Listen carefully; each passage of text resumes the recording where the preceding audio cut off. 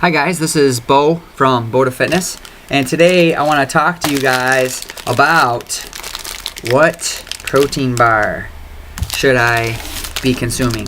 A lot of people have been sending me emails or asking in class about protein bars. You know, you go to the supermarket and these things are like all over the place, you know, and it can be overwhelming. You're like, you know, which bar is the right bar? Those of you that have been following our meal plan that we've talked about in class, the template eating meal plan, we have one of the meals each day that is a protein bar, and along with that is a fresh raw fruit and vegetable, preferably raw vegetable. And so a lot of people have been asking, you know, what protein bar should I get? So I want to talk to you guys today a little bit about protein bars. It's actually a little bit of a complex subject because there's a lot of factors to consider. I'm going to try to buzz through as many of these as possible so that you can make the best choice when you go ahead and buy your bars. All right, so let's look at let's start off with three important elements when you're going to choose your bar in the supermarket, or if you're making your bars at home, which is, I'll be honest, what I like to do now for the most part is I like to make my own bars. Anybody that knows me knows I like to make my own protein bars because it's just so hard to find exactly what I want in the supermarket in my bar. I'll talk about that in a second. And it's also challenging even because, you know, oftentimes the ones that, if I were to find one that was exactly what I wanted, oftentimes they're quite expensive, and I've just found ways to make my bars and save a little bit of money in the process. So, you know, making your bars at home is a great option. Now, if you think about it too, most bars, if you look at the ingredients and you just flip over the label and read, and what you're going to find on the back, you're going to see the ingredients there. Most bars are basically this. It's going to be protein, so you got jug of protein powder, right? Then it's going to be oftentimes vitamins. You know, a lot of them, this one has all these vitamins and minerals added. These are just basically a multivitamin that's been thrown in your bar, some type of powder. It's going to be fat. They're going to take some type of fat, oftentimes from nuts or oils. The good bars are going to have whole, just like nuts, because at least you're getting a whole food, a healthy fat. The ones you want to watch out for are the ones where they just added palm oil and canola oil, and, you know, this bar here on the back, one of the main ingredients was literally milk fat, just fat from milk. It's like, you know, okay, tastes good, but not super conducive to our health. Then you're gonna have things, you know, flavoring, sugars, you know, cocoa, chocolate, stuff like that are added to these bars to give them flavor. Sometimes, you know, dried fruit, various other elements that are added to these bars. So, I mean, a lot of that stuff is stuff you could just go to the store yourself, throw in a blender, and make a shake. What's the advantage of a shake versus a bar? Well, there's a few advantages with bars, especially if you choose a good bar. So, let's talk about a couple of these. Three elements. Well, you know, three elements that are really important when it comes to looking for a ideal protein bar. At least as far as I'm concerned. So, one of the first things I'm looking for a protein bar is what tastes good. Right? I mean, let's be honest, when I'll tell people about my favorite bar, they're like, oh, you got to try this one, or you got to try that one, and they're like, oh, I tried that one, it was disgusting. Well, if you don't like it, well then, you know, obviously that kind of stinks. So you do want a bar that tastes good. Taste, for most of us, is largely driven, our favorite things that taste good are usually sugar and fat. So you got to be careful when you're choosing a bar based upon taste alone, you end up choosing a Snickers bar, right? So taste is important, but it shouldn't be the primary, the main factor that you're looking at when you choose your bar. Find a bar that tastes good, but you want to make sure we're going to nail these other things as well. So then another element that I think, the second element, so we have taste, the second element is satiety. I got it. That bar has to make me feel full, make me feel satisfied. And now I don't know if I've ever found a single bar that makes me feel full. I mean, I usually could eat, like, you know, 5 or 6 of these things all at once, but there's some key factors that are going to help with fullness, that's going to make one bar make you feel more full than another. One of those factors is its fiber content. Making sure that you drink lots of water with your bar. Also, the volume or size of the bar. You know, you find a bar like this, it's about yay big, and then you find a bar like this.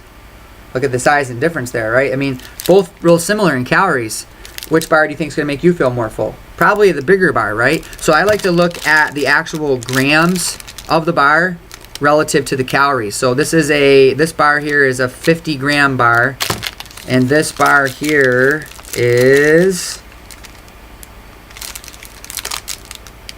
a 65-gram bar. So if it's a bigger bar and calories are equal, I like to go for the bigger bar because it's going to give me more, and yeah, I'm not going over with my calories.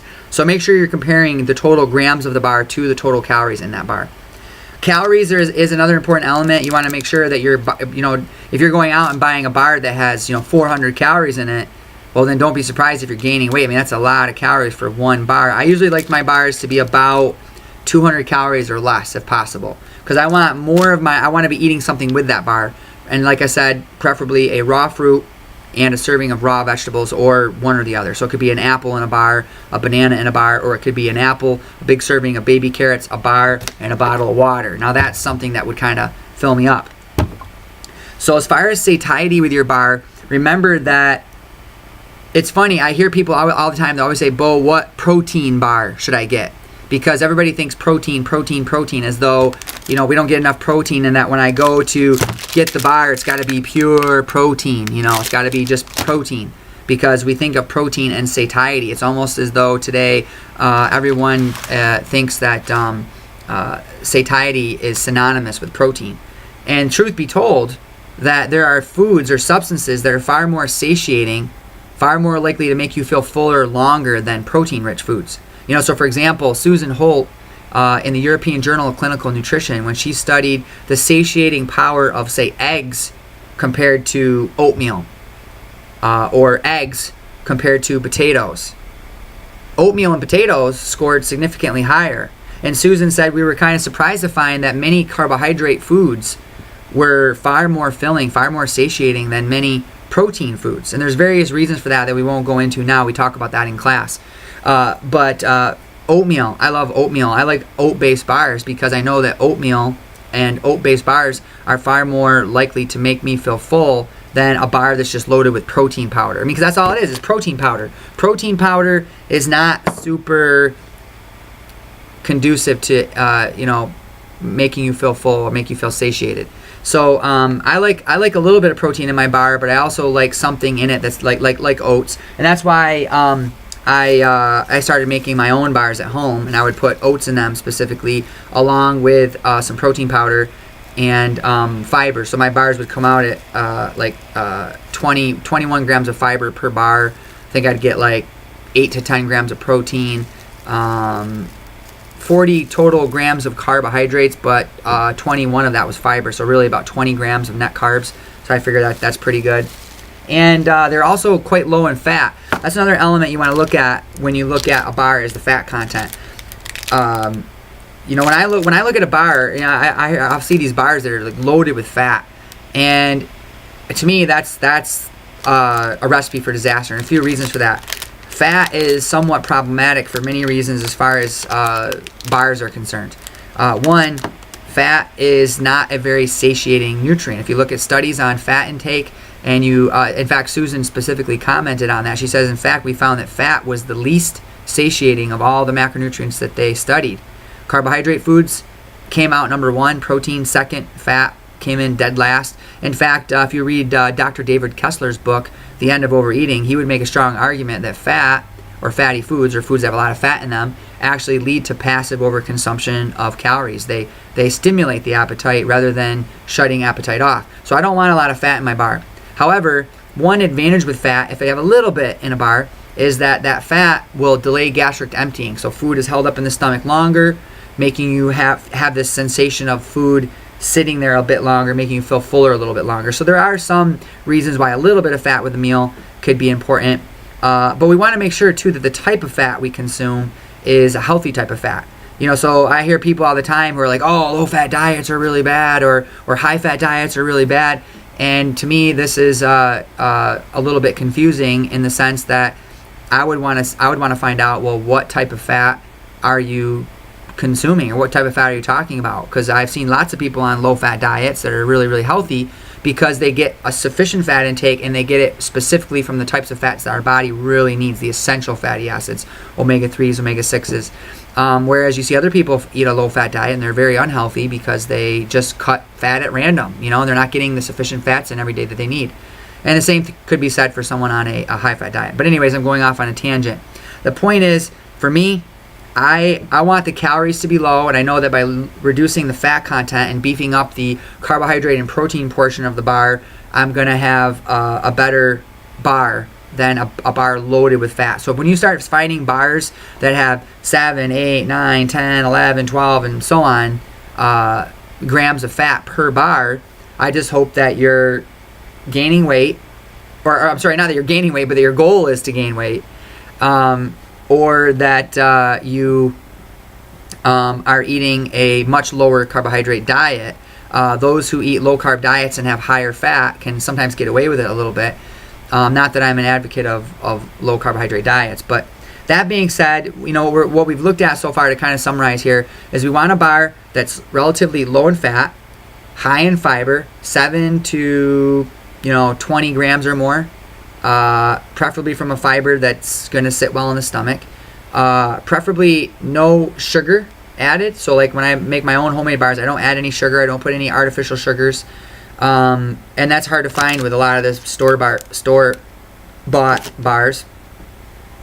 A decent amount of protein. I would say as much as 20 to 30 grams is fine. But even if it's only 5 grams of protein per bar, a little bit of protein, as long as you got a good healthy carbohydrate source with that, is going to give you a good satisfying snack that's going to help hold you over to the next meal. And then lastly, volume and calorie density. Make sure that bar is it's going to taste kind of filling. So now what you have to do is you have to kind of make your own choice on this. As far as what bar do you feel is going to meet all that criteria. I think that some bars do better than others. So for example, I know some of the Quest bars are pretty good. They have a high fiber content. They're very low in sugar, quite a bit of protein coming from predominantly whey protein isolate. But there are some issues with those. If you're trying to watch your fat intake, some of the Quest bars can be quite high in fat. Some of them have added sugar alcohols and or artificial sweeteners. So there's pros and cons with that. If you're trying to go plant-based, I like to go with plant-based proteins that are non-soy based. So I make my bars with predominantly plant-based protein powder. And if I do use a whey protein, I try to get a cold processed, high quality protein that has been FDA inspected and is also preferably from grass-fed cows if possible. So hopefully that gives you some insights into choosing the best protein bar. To summarize one final time here, for a good, satiating, healthy snack to help hold you over from one meal to the next and to have that element of convenience, you want to choose a bar that is relatively low in fat, has maybe I would say as much as 5 to 6 grams of fat is sufficient. It's not to say that there couldn't be more or less, but generally speaking, that's going to be a pretty decent bar. Somewhere between 5 to 30 grams of protein per bar, somewhere between 7 to 21, 22 grams of fiber would be awesome. Preferably no added sugars, no added artificial sweeteners. I personally think too, trying to stay away from added vitamins and minerals and stuff like that is a good idea if possible. A lot of the bars are adding those, so if you can do without, that'd be great. And as close to natural as possible. If it's all made, all whole foods. There's a lot of cool bars coming out now that are more whole food.